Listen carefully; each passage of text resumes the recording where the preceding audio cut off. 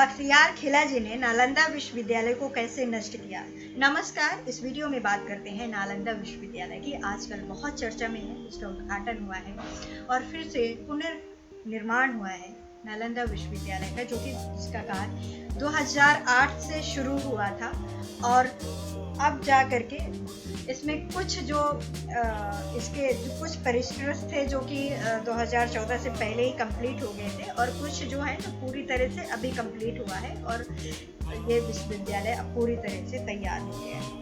तो नालंदा विश्वविद्यालय के बारे में अगर बात करें तो नालंदा विश्वविद्यालय पर 3 बार आक्रमण हुआ, परंतु सबसे जो विनाशकारी आक्रमण था वो था 1193 में हुआ, जो बख्तियार खिलजी के द्वारा किया गया और इसका परिणाम ये था कि नालंदा विश्वविद्यालय को पूरी तरह से नष्ट कर दिया गया, उसकी लाइब्रेरी को जला दिया गया।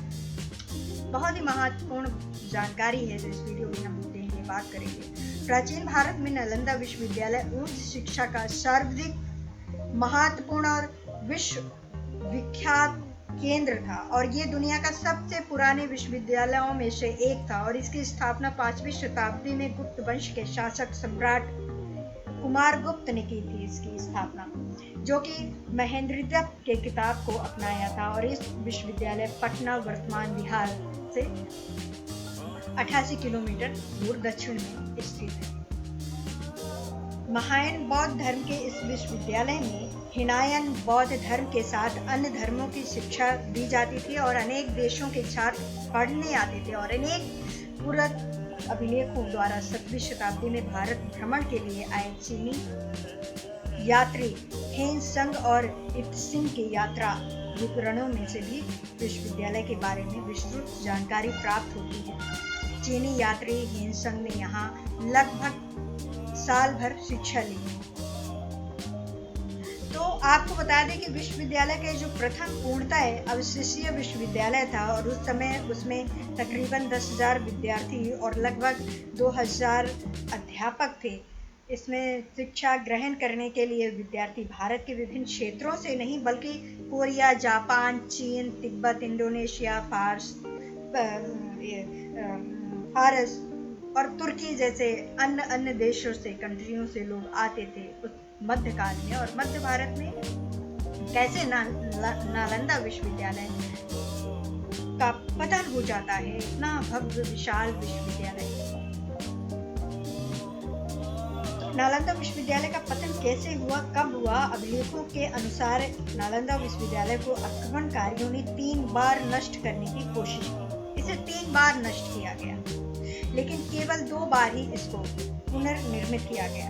इसका काम भी किया गया। पहला जो विनाश कंदयुक्त गुप्त, जो कि 455 से 467 ईस्वी के शासनकाल के दौरान नेहरू कुल के दहन खून के कारण हुआ था, लेकिन स्कंदगुप्त के उत्तराधिकारियों ने पुस्तकालय की मरम्मत करवाई और एक बड़ी इमारत के साथ सुधार किया।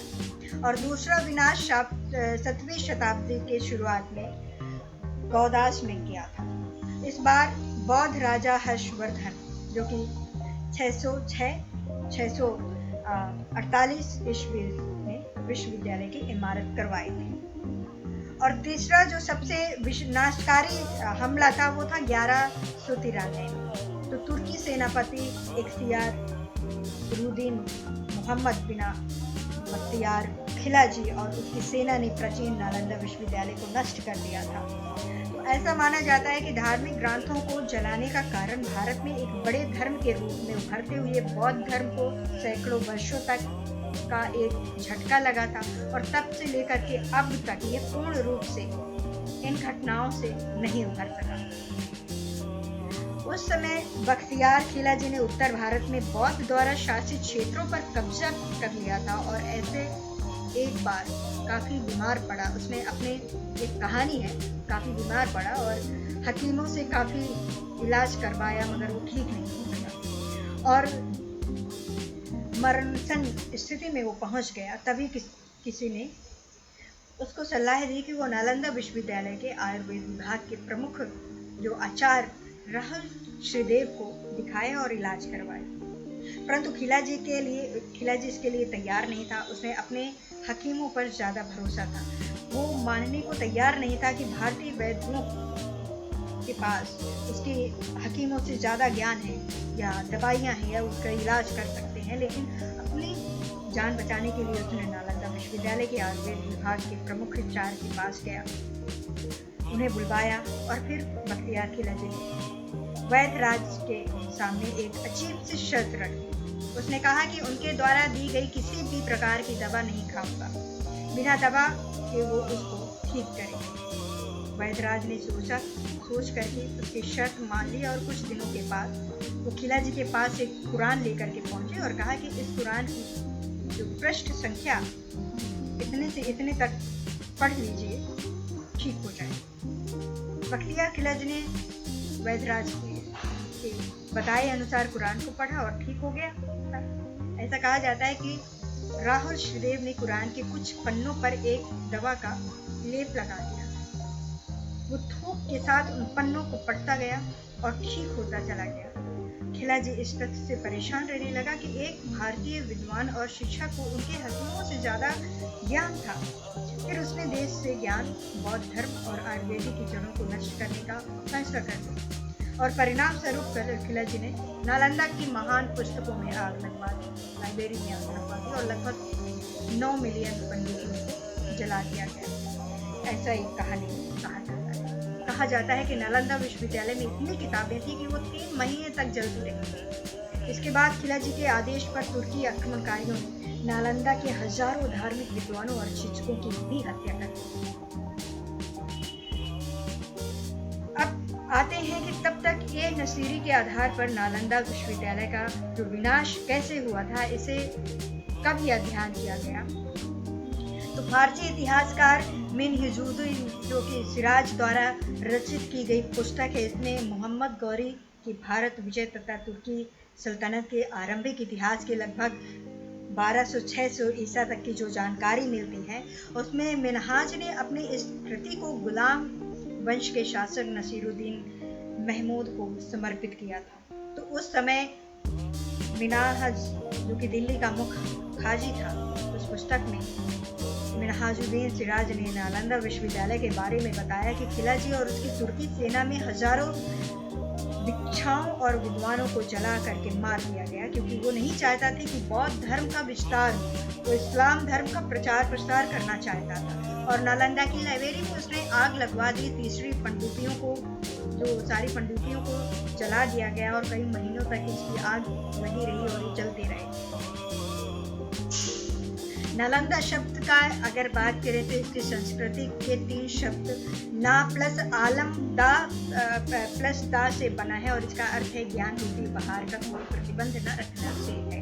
और नालंदा की लाइब्रेरी में तकरीबन 9 लाख पंडुतियां और हजारों किताबें रखी हुई थी। और नालंदा विश्वविद्यालय को दूसरे जो सबसे प्राचीन विश्वविद्यालय की मान्यता थी माना जाता था और तक्षशिला के बाद जो है दूसरे नंबर पर ये आता था और 800 साल तक ये अस्तित्व में रहा। तो नालंदा विश्वविद्यालय का इतिहास चीन के हेनसंग और इतिसंग ने खोजा था और ये दोनों ने 7वीं शताब्दी में भारत आए थे और उन्होंने दुनिया का सबसे बड़ा विश्वविद्यालय भी इसे बताया था।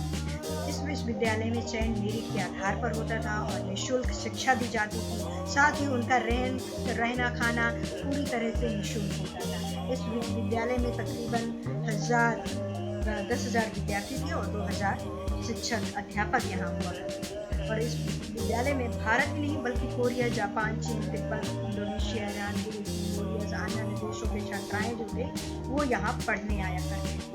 नालंदा में ऐसी कई मुद्राएं मिली हैं जिससे ये ज्ञान होता है कि उसकी स्थापना 5वीं शताब्दी में गुप्त वंश के शासक गुप्त कुमार गुप्त ने कराई। इस विश्वविद्यालय को बनाने का जो उद्देश्य ध्यान आध्यात्मिक के लिए स्थापना को बनाने से था। और ऐसा कहा जाता है कि गौतम बुद्ध खुद कई बार यहाँ आकर रुकते थे। इसकी बात की जाए विद्यालय की तो लाइब्रेरी 9 मंजिले की थी और इसके 3 भाग थे और रत्नजागर, रत्ननिधि और रत्न सागर। तो क्या आप जानते हैं कि इसमें धर्मभुज नाम की जो लाइब्रेरी थी, उस विश्वविद्यालय में हर्षवर्धन, धर्मपाल व शुभंजू, धर्मकीर्ति, आर्वेद, नागार्जुन आदि के नाम हैं। इन विद्वानों ने यहाँ से पढ़ाई की। उस समय ये literature, astrology, psychology, law, astronomy, science, वरफेयर, इतिहास, मैथ, आर्टिफिशियल, भाषा विज्ञान और इकोनॉमी, मेडिसिन आदि के विषय यहाँ पर पढ़ाए जाते हैं। सबसे खास बात इस विश्वविद्यालय की ये थी कि कोई भी फैसला सबकी सहमति से लिया जाता था, यानी कि अध्यापकों के साथ छात्र भी अपनी राय देते थे। यानी यहाँ पर लोकतांत्रिक प्रणाली है वो थी। और नालंदा विश्वविद्यालय के जो अवशेष हैं वो 1.5 लाख वर्ग किलोमीटर में मिले हैं। ऐसा माना जाता है कि ये विश्वविद्यालय सिर्फ 10 विश्वविद्यालय का सिर्फ 10% है। अर्थात ऐसा कहना गलत नहीं होगा कि नालंदा विश्वविद्यालय दुनिया का दूसरा सबसे प्राचीन विश्वविद्यालय है, जिसे मोहम्मद बिन इख्तियार खिलजी ने नष्ट कर दिया था। अब इसमें अलग अलग बहस छिड़ी है। कुछ का मानना है कि ब्राह्मणों ने इसमें आग लगाई थी, और कुछ इतिहासकारों का कहना है कि खिलजी ने इसमें आग लगाई थी।